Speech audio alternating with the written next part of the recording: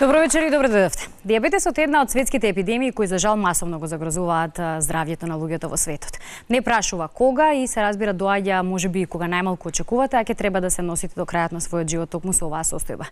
Поместени се статистиките и за жал изголемена бројката на луѓе кои боледуваат од дијабет, така и кај нас како и во светот. Да се живее со дијабетот како и како може да се лекува, какви превенции ни требаат и како реков да живееме со оваа состојба вечерва во емисијата со моите гости. Ќе ги поканам Цвете Серафимовски. Добро вечер, добро ни дојдовте, Рената Јакимовиќ. Добро вечер. И доцент доктор ќе ни повели Горан Петрески. Добро вечер. Повелете. Ете, за жал тргнавме со најавата која ни ја донесе темата на вечерашната емисија за зголемен бројот на луѓе кои боледуваат од дијабет во светот. Кај нас големени се бројките, малку фрапантни од оние кои ги разбрав луѓето кои најдиректно со бројки се занимаваат, а вие во вашиот живот, барем Рената и Цвете, се борат со дијабетот веќе долги години наназад. Реков овде докторот ни е за нивна подршка и воопшто за да се запознаеме повеќе за оваа состојба кога ќе ни се случи во животот и како можеби може да се заштитиме од истота. Цвете, вие сте представник на една организација, односно здружение кој се вика Баланс МК и тоа е здружение за деца беше некако, ако добро разбрав, или детски дијабет, добра. И Рената овде е представник на една потинеч генерација и група Алегрија од Македонија. Кажете ми, вие од прилика од она што го знам како ваша историја, на слична возраст, иако има разлика во вашите години, заболувате од дијабет. Цвете, вие на 9 и Рената на 9 годишна возраст. Ке да малку предност само на Рената. Кога се соочивте, реков, имавте 9 години. Што знаевте и како го доживеавте ова кога го добивте како информација за вашето здравје? Па, покрај тоа што е ново и е на почетокот како шок, имав среќа што моите родители беа многу голема подршка за мене, беа тие кои многу добро ме едуцира и не беше толку страшен почетокот. Со текот на времето и искуството нели го носи своето. Се повеќе и повеќе учев, ги едуцирав и луѓето околу мене и средината во која што живеам и едноставно работите се одвиваат супер се уште. 9 години е навистина мала. Да. Возраст рана, кога, пак ќе речем, дете сте, се уште сте во светот на детските игри, тука може би ви се крши некој момент на тоа што смеам, што не смеам да правам, што ќе можам, како ќе ме разберат другарчињата, околината, како во училиште, кога ќе треба да се каже оваа информација. Како тоа го поднесовте и како тука ве подготвија вашите? Имаше ли момент на, па и не мора да кажеш дека имаш дијабет?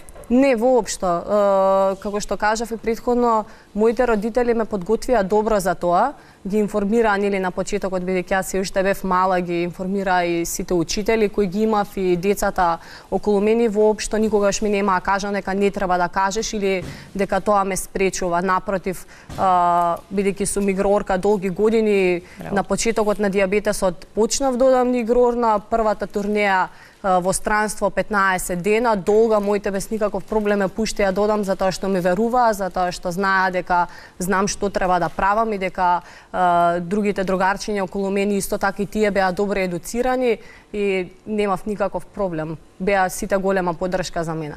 Посакавте тогаш да дознаете повеќе, станавте малку посвесна од генерацијата што се вели, бидејќи се работеше за вашето здравје, па сакавте да знаете за што се работи, како треба да бидете подготвени во одредена ситуација, што може да ви се случи, терапиите и така натаму. Ви интересираше тоа? Се разбира многу. Јас секогаш кога нешто се работи за моето здравје, многу прашувам, како што е сега така и тогаш, многу прашував, се ми интересираше, се како може да влие и кои може да бидат последиците од секоја моја постапка која ќе ја направам. И со текот на годините, нели, како што станав тинејџер, адолесцент, се повеќе и повеќе работи ме интересира, многу прашував, ми одговара и го добивав знаењето кое ми беше потребно.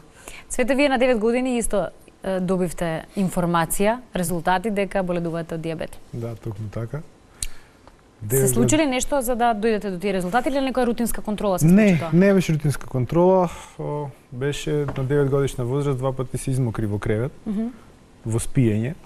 Мајка ми се посомнува во нешто, вика, зошто ова, барем за тебе, никогаш не било пракса. Од 1 година, вика, почна да кажуваш. И направија контрола, испитување, испадна дека имам дијабетес. Татко ми така го доживеа сето тоа малце потрагично. Тој се надеваше до крај дека не е тоа, дека е нешто друго. И јас, можеби карактерно сум поинаков, го сватив тоа како нешто најнормално, како нешто, ете, наеднаш не имам веќе плава коса, сега имам црна. Буквално таа беше за мене промената и така го прифатив. Што се вика, животот е онаков како што ти ќе одлучиш да го гледаш. Зависи какви очила ќе ставиш, розови или црни. Од тебе зависи како гледаш. Јас го прифати сосема нормално, како да е една препрека плюс. Веќе нема да трчам на 100 метри, трчам на 100 метри со пречки. И затоа треба дополнителна едукација, дополнителна припрема. Така да почнав да читам, да се едуцирам. Имаше еден момент, се сеќавам, татко ми имаше најдена книга некоја, не се сеќавам на писател од југословенска едиција беше, мислам дека Белград беше изданието, ама не се сеќавам кој имаше напишано, околу дијабетесот се. За да не ја видам, јас ги скинал кориците. 9,5-10 години имав кога ја најдов, доаѓа од работа, јас го чекам со книгата на маса. Викам, што е ова? Викам, ти кажам една работа. Прво и основно, јас треба да живеам со овој дијабетес, не ти. Ти, викам, кога и да е, се трнеш на страна од мојот живот. Јас останувам, ако некој треба да знае нешто за дијабетесот, тоа сум јас. Викам, јас сум тој кој што најмногу треба да знае, затоа што ти не можеш да бидеш со мене 24 часа во денот. Како сега, иако сум дете, а понатамо уште помалку. Така да многу е битна едукацијата. Не многу, туку е најбитна. Многу е битно да знаеме што се случува со нашето тело, како влија дијабетесот на нас. И тука, колку сме поедуцирани, колку повеќе знаеме за дијабетесот, толку можеме да живееме понормален живот, без никаков проблем, без никаква разлика од животот на било кој човек кој ќе го сретнете на улица. Така да, ете, таа среќа, значи како и Рената, така и јас со моите родители,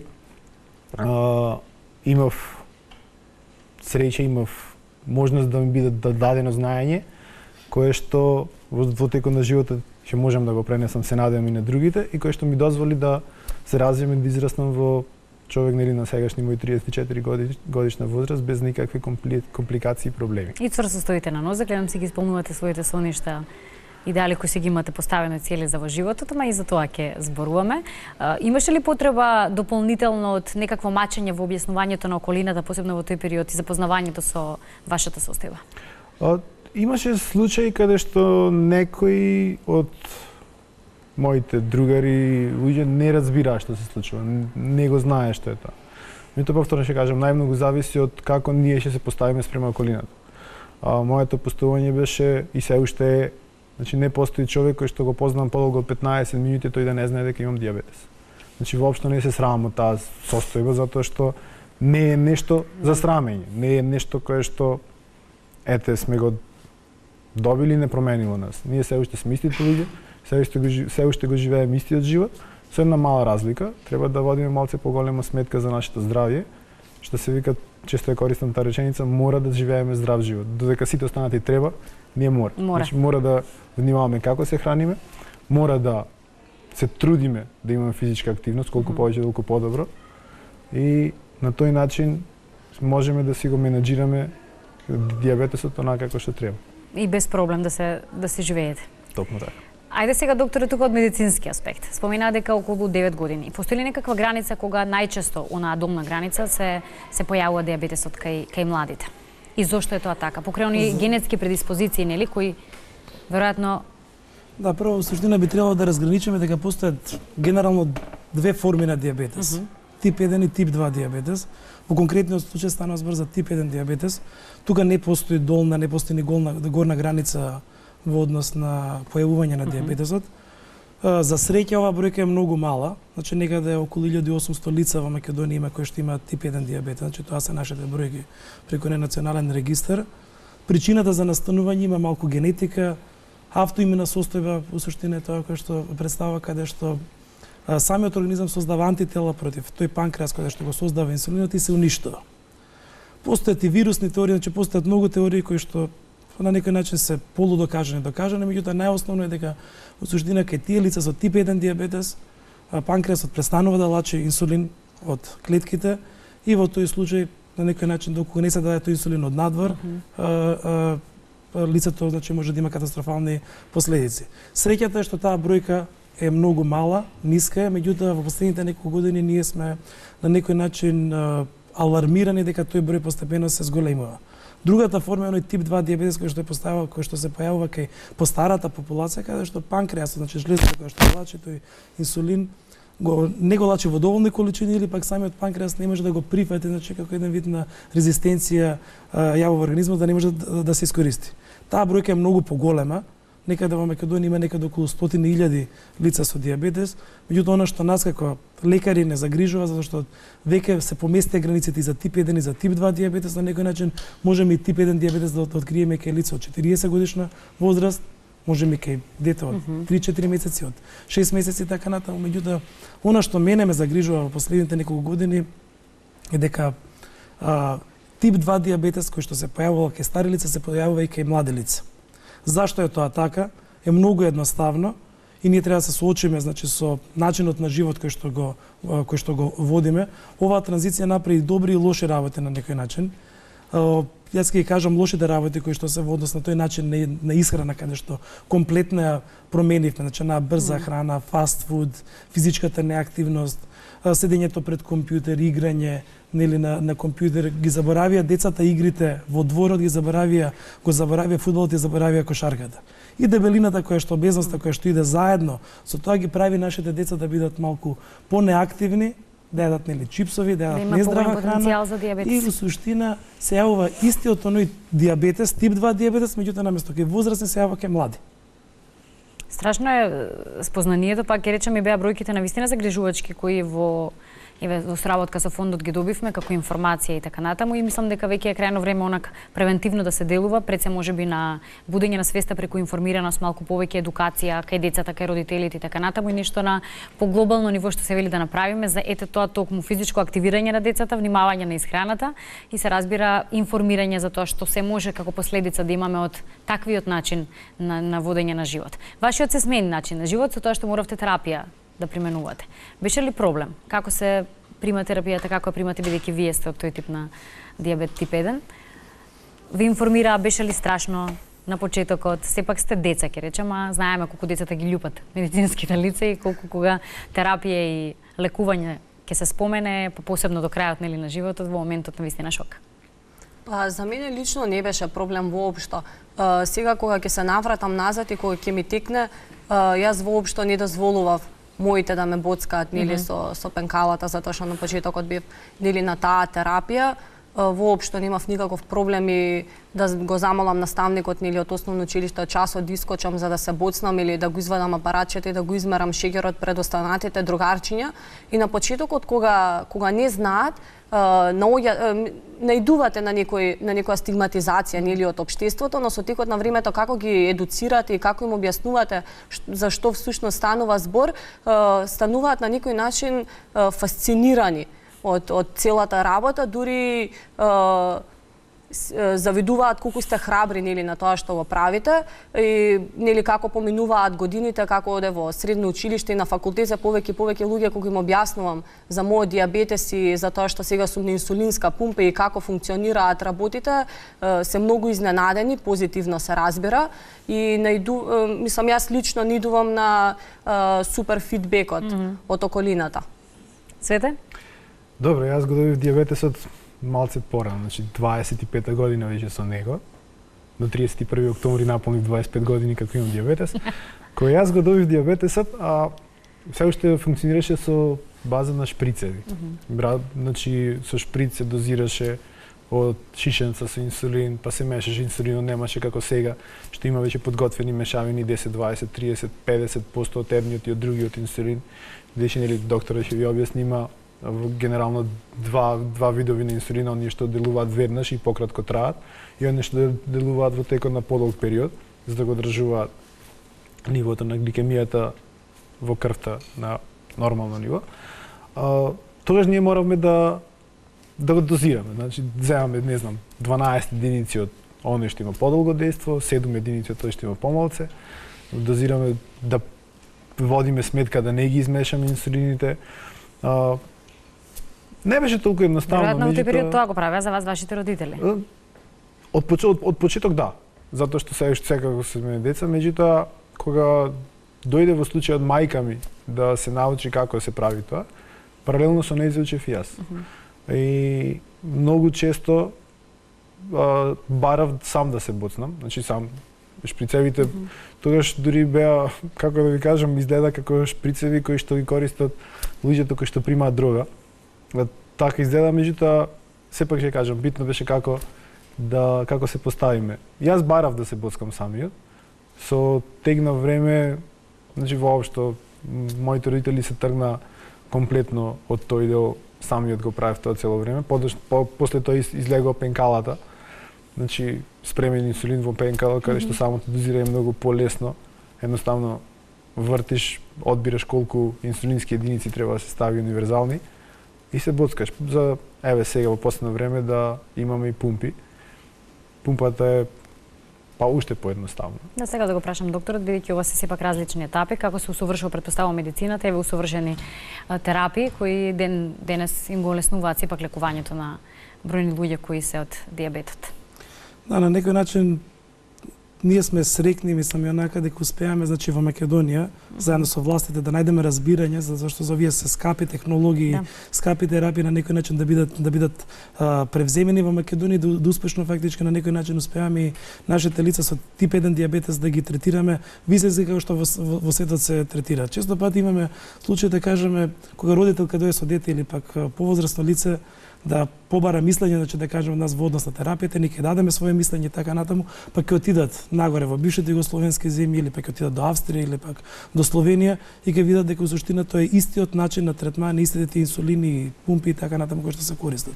Она што би сакал да кажам дека во последните 15 години постои огромен напредок во полето на технологиите и на дијабетесот.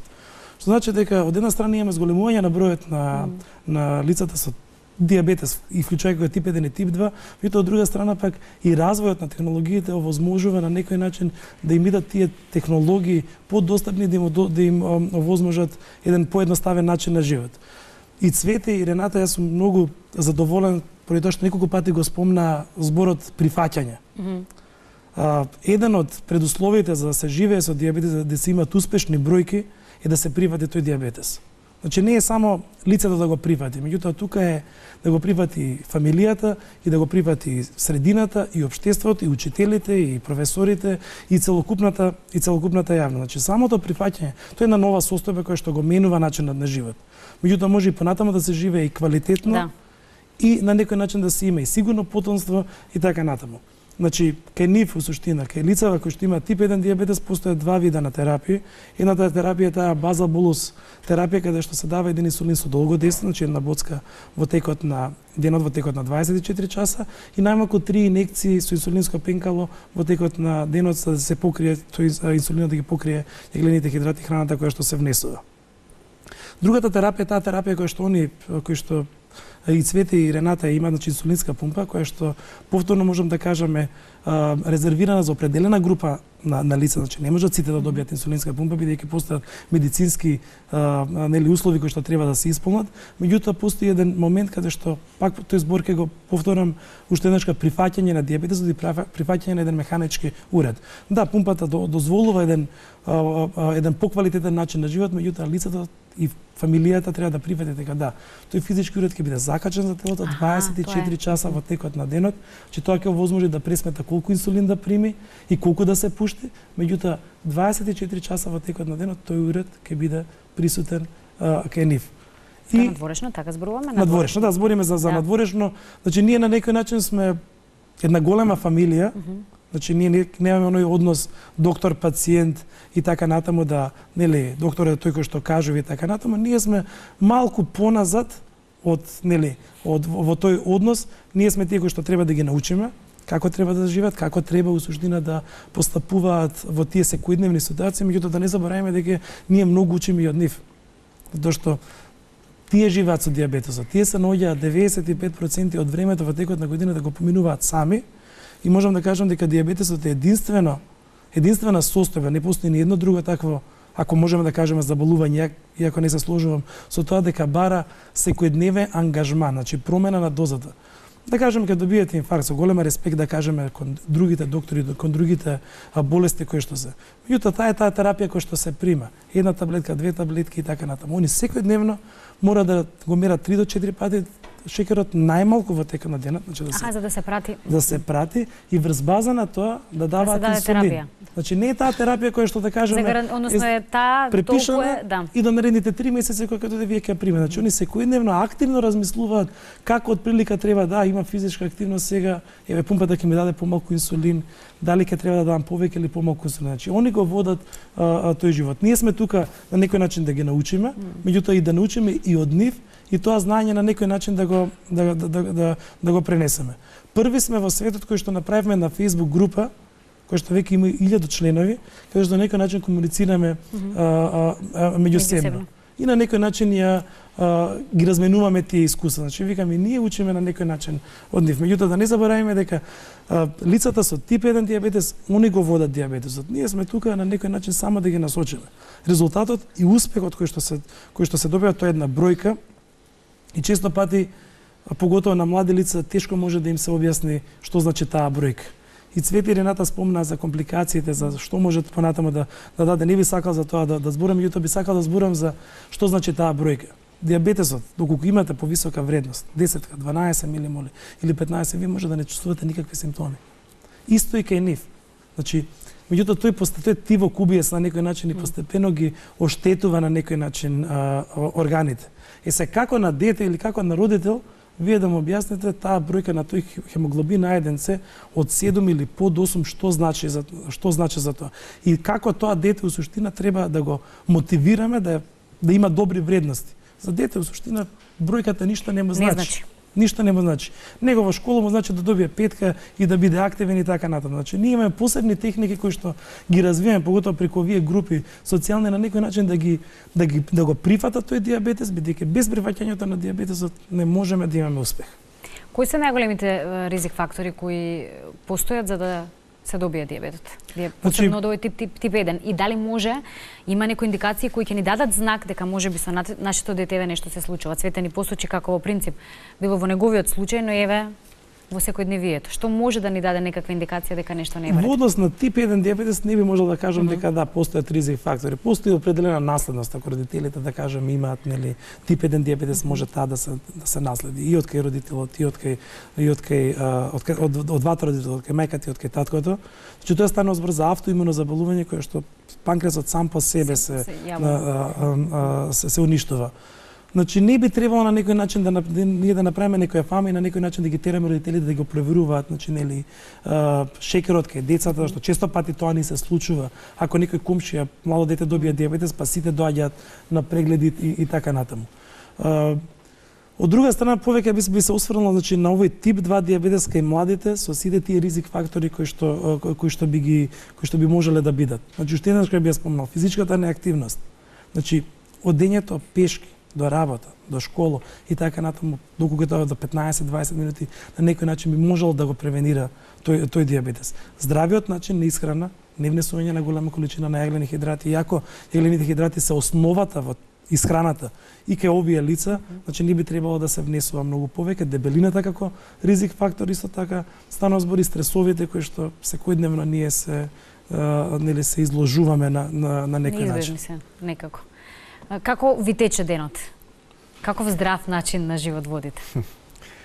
Како што изминуваат годините, дефинитивно се трудиме да биде тоа што подобро и што поубаво. Значи, спомнам и докторот каже како деца. Како деца многу е тешко да ни се објаснева и на нас и на сите дечиња кои што сега имаат дијабетес дека треба да избегнува одреден вид на храна, значи не воопшто да се случи, туку да се намали. Значи, нели во предавањата и доктор Горанич и на кампов што се користеа, оние кампови кои се организираат преку лето и сите останати во форми на едукација, се користи на пирамида, каде што може да се види од која храна треба повеќе да јадеме, а од која помалку. Она што е на дното, а тоа се зеленчукот и житарките треба да бидат најзастапени во текот на денот и нагоре после како што одиме понатаму овошје, па и на врвот на пирамидата веќе благата храна. Она блага, мрсна, зачинета храна. Од нејзе не треба да се исклучи, значи не да биде на нула, ништо треба да се ограничи на една помала бројка. Физичката активност е дефинитивно една од најбитните работи, затоа што не е битно само ние колку внесуваме, Многу е побитно колку трошиме. Многу е битно дали оно што сме го внели ќе го потрошиме преку физичка активност. Затоа што многу често има луѓе кои што знаат дека имам дијабетес и ми прашуваат за совет, луѓе кои што туку што добиле дијабетес, имаат детенце или повозрасни. Кога пробам да им објаснам и на оние со тип 2 и на оние со тип 1, користам еден термин каде што им кажам, викам замислете го панкреасот како бунар. А инсулинот внатре како водата во бунарот. Колку повеќе црпите, толку повеќе ќе го потрошите. И после ви останува да внесувате од надвор, надворешно. Тоа е една убава паралела каде што многу луѓе треба да ја сватат, бидејќи оние ризик фактори што ги спомна докторот се пресликуваат тука и на некој начин колку побрзо се истрошат тие количини, тие резерви на инсулин, после ќе мора ние тој инсулин да го внесуваме надворешно, како што ние го правиме тоа. Така да многу би било убаво и идеално доколку би можеле сите да се храниме здраво и да имаме многу физичка активност по 2 до 3 па и 5 часови во текот на денот, меѓутоа начинот на работа на многу мина не ни дозволува. Значи на животот, тоа на што го работим, не ни дозволува да бидеме доволно физички активни. Тоа не значи дека треба да се откажеме и да кажеме ете, нема, мора да се трудиме. Во моите помлади години јас бев премногу физички активен. Премногу не го сваќам тоа како нешто лошо, туку напротив многу добро. Многу често знам да кажам дека не постои спорт во Македонија кој што го немам пробано. Го сакам спортот, се уште го сакам и се трудам да бидам активен. Последно време, тоа изминатава 1,5 година, мојата физичка активност многу се намали поради начинот на работа, меѓутоа јас се трудам, ако ништо друго, барем во текот на денот 1 сат да испешачам. И тоа е нешто го каже докторот. Вика, ако треба да слезете некаде, сминете се 2 станици порано. Тој пат испешачете го. Сминете се или качете се 2 станици понапред. Значи испешачете 2 станици, па потоа качете се на автобус. Излезете 15 минути порано, отколку што треба, пешачете. Не мора да поминуваме по цел ден на компјутер и тоа морам да кажам дека многу мина го прават од нас. Јас можеби сум пример како тоа не треба да се прави понекогаш. Меѓутоа многу е битно дека се трудам да учам на своји грешки и тоа ми дозволува да напредувам. Им помагате на оние кои исто боледуваат, пред тоа сакав и Рената да ми каже за својот начин на живот и секојдневието, како се носите со сето ова што состојбата си го носи? Многу едноставно, исто како храна, пред физичка. 10 години како што ме учеа моите, тоа го правам и денеска. Првата работа што ја правам секогаш кога станувам, прво го мерам шеќерот за да видам колку ми е, за да знам како да го стартувам денот. Си ги запазувам тие 6 главни оброка во денот. Јас ги велам главни затоа што за мене сите подеднакво треба да си изедат, да си сконзумираат. Доручек ужинка, ручек ужинка, вечера ужинка, редовно мерење на шеќерот и секојдневна физичка активност. Постои еден триаголник кој нас доктор Горан постојано ни го кажува, тоа е инсулинот, примањето на терапијата, физичката активност и храната. Една од тие 3 работи ако тргнеме на страна, тогаш настанува тој дисбаланс на гликемијата. Кога бев помала, моите секогаш ми велеа што сакаш да бидеш кога ќе пораснеш, што сакаш да постигнеш во твојот живот. Јас ким кажев, ми велеа дека за да го постигнам тоа, дијабетесот мора да ми биде стабилен. И тоа некако си го врза во крпче, си го стави во глава и до ден денеска ме држи. Ке ни кажете ли што е тоа? Секојдневно мерење. Не, што е тоа што сакате да бидете во животот? Во кој правец оди таа желба правник. За да се исполни правник? Дефинитивно од мали нозе не знам како сум многу поврзана со правото и дури понекогаш добивам коментари од типот ти да не гутна факултетот, да не требаше да отидеш на медицина место на правен. Ама тоа едноставно животот и дијабетесот нучат на многу работи кои ете да кажам другите можеби не ги знаат, но затоа сме ние тука. Јас сакам сите околу мене, без разлика дали има дијабетес или нема дијабетес, да ги научам за здравиот живот и како ние, лицата со дијабетес, функционираме. Сега за сега супер ми оди во тоа и се надевам дека понатака ќе остане тоа така. Да, имате супер позитивна енергија, едни убави насмевки на вашите лица. Имате и реков здружение, различни се. Алегрија е она што е здружение кое ве врзува вас со останатите кои се дел од истото или тинечена популација која Алегрија за сите лица со дијабетес, но главната цел и мотивација за нашето здружение беше баш таа тинеջ популација, тие нели што се малку постари постари адолесценти, затоа што имаше здруженија за повозрастните, имаше здружение за за дечињата и некако ние бевме во таа меѓуфаза каде што не се обрнуваше баш внимание на тој дел од популацијата. И бидејќи учествувам јас на камповите и многу лица таму запознав кои се на моја возраст и малку постари од мене, и искуството, разменувањето на искуството беше една од работите кои многу потекнуваат храброст во нас. И сметавме дека доколку ја направиме Алегрија и сите тие луѓе барем еднаш го споделат своето искуство, дека ќе се постигне некаков успех. Тоа го правиме и Радост беше, нели, преводот од прилика така би бил на името на вашето здружение? Да. Дали сте задоволни и радосни од Баланс МК и она што го постигнувате и она што го работите? Покрај тие кампови гледам дека сте активни фотографии секаде во светот, се оди, се патува, се прави стрип, се направи стрипче едно интересно кое ќе може да го проследат вака вечерва нашите гледачи. Баш би било убаво да се пушти онака да го дзиднат. Јас сум релативно понов во Баланс, значи кога реши да се активирам. Се реши да се активирам во самата организација. Затоа што сватив дека можам многу да придонесам со моето искуство, со моето знаење, долгогодишно справување со дијабетесот. Нели веќе 3/4 од мојот живот јас го живеам со дијабетес, тоа е малку цел живот. И сватив дека доколку се вклучам, можеби ќе им помогнам на оние кои што не знаат доволно. Се на почетокот. Да. Она што ја во мојот живот сватив дека е најбитна едукацијата, повторно ќе кажам. И токму затоа ја направиме оваа кампања што ја направиме, каде што главен лик беше Диамен. Целата кампања се заснуваше околу Диамен. И кој е Диамен? Диамен е суперхерој кој што решил да им помага на сите лица. Значи, решил да им помогне на сите оние кои што имаат некаков проблем, да им помогне на властите, да им помогне на силите на законот и редот. Меѓутоа има една карактеристика, а тоа е Диамен нема супермоќи, има само дијабетес, а тоа не го спречува да биде суперхерој.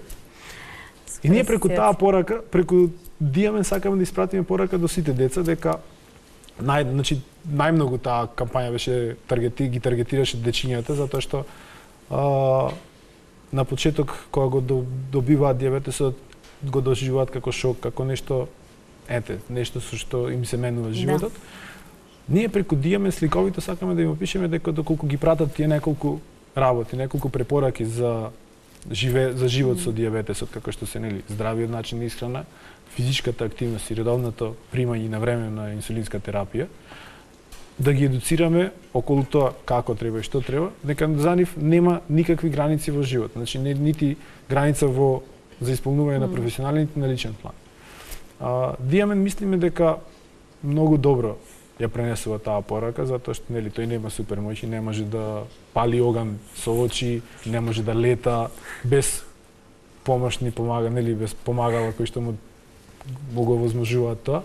Исти тој е обичен човек. Меѓутоа има дијабетес и имал доволно самодисциплина, доволно желба да води здрав начин исхрана, нели тој HbA1c да го држи под контрола.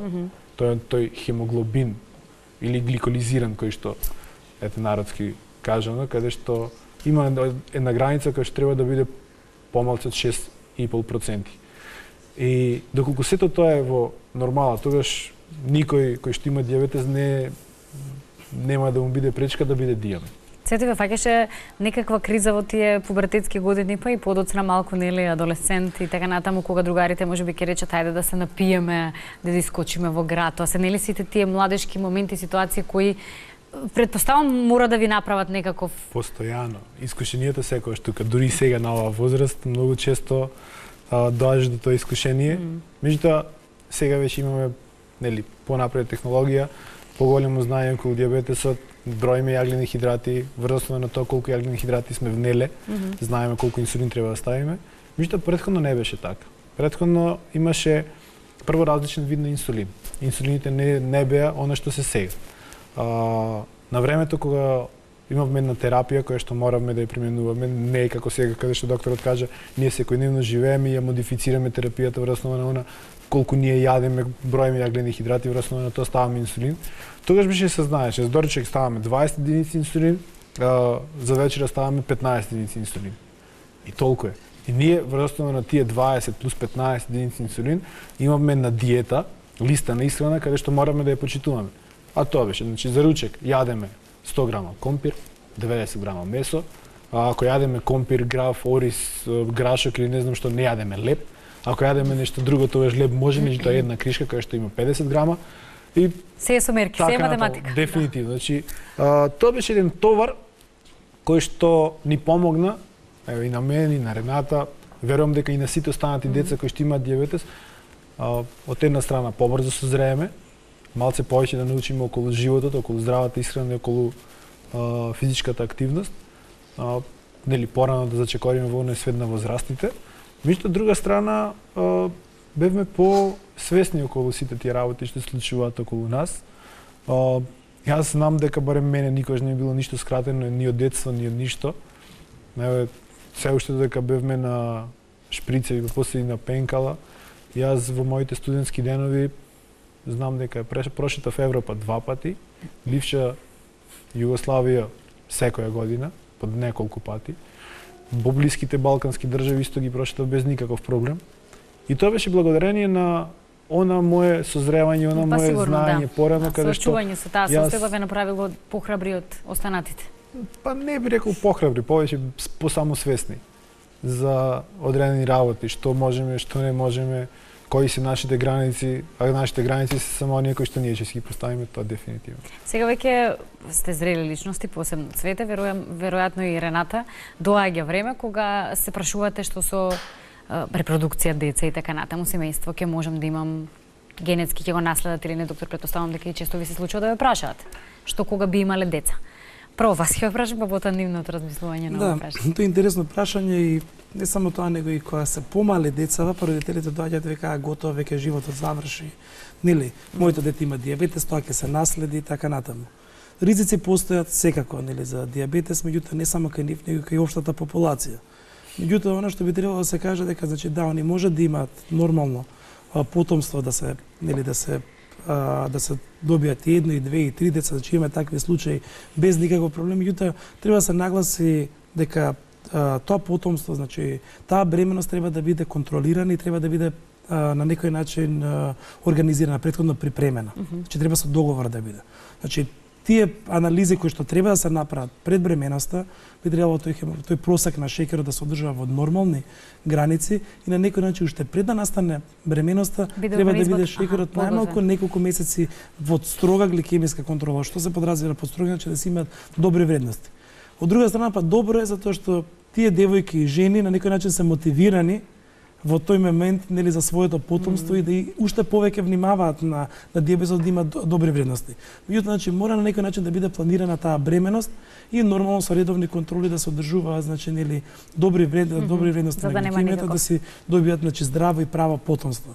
Па за мене, јас имам 19 години, така да има време за тоа, но не велам дека не се размислува. Се размислува, знаете, кога од оној тинеџерски момент, кога прв пат ќе идете на стереотипот, он има дијабетес и сега ако ме баци, ќе ми го пренесе шеќерот. Сите сме наидувале на такви моменти, дури на некои според мене тогаш беа трагични и сега се смешни. Сега кога и да се собереме, кога ќе седнеме да ги дискутираме тие работи, секогаш се смееме, но не се лутиме затоа што тоа се коментари чисто од незнаење и од недоволна информираност. Секогаш се прашувам, нели, нормално што ќе биде понатака, како тоа ќе се одржува, искуствата на другите, нели, девојки кои и со пумпа и на, нели, со пенкала, ако има дијабетес, веќе се мајки, во бременоста поминале супер, ме интересира и воопшто не сум загрижена. Нели, како што каже доктор Горан, веројатностите дека јас кога ќе имам понатака деца, дека или моето дете ќе го наследи дијабетесот, дури и да се случи тоа, знам како ќе се поставам и како ќе го пренесам моето искуство и како ќе подготвам средината да го прифати него.